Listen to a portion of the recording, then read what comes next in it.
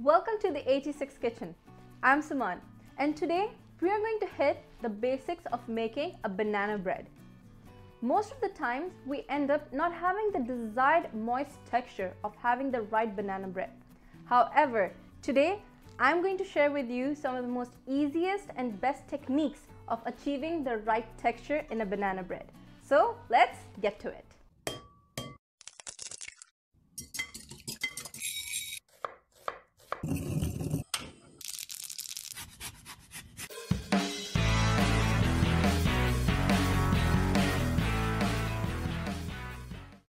Given the level of my excitement with baking a banana bread, let's begin with the bananas.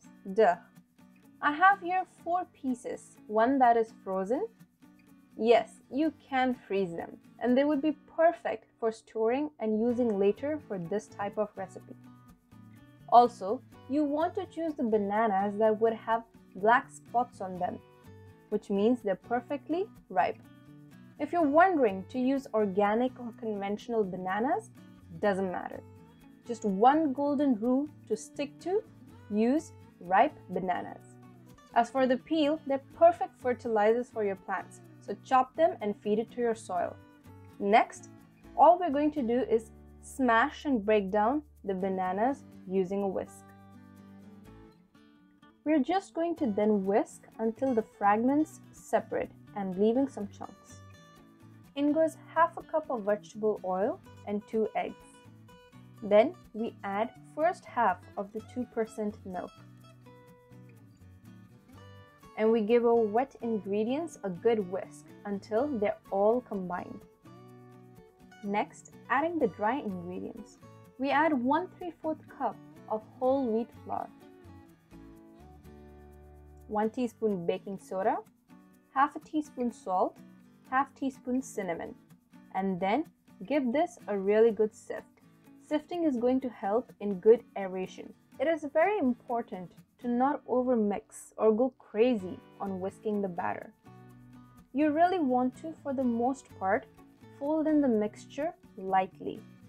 Once we reach the stage where it looks like it's too thick and something's gone wrong, that's when you add the remaining milk and switch to a spatula or a paddle if you're using a machine, and then fold in back and forth. For our sweet addition, I'm using jaggery, which basically is a byproduct of cane juice. The flavor profile is very earthy and distinct. Unlike other sweeteners, it is loaded with antioxidants. We add 1 cup of this to our batter and a tablespoon of some local honey. You may also use brown sugar. However, the key is to add darker colored sugar to achieve darker colored banana bread with more of a molasses flavor. After greasing your pan, pour the batter into and bake for 20 to 25 minutes on 340 Fahrenheit.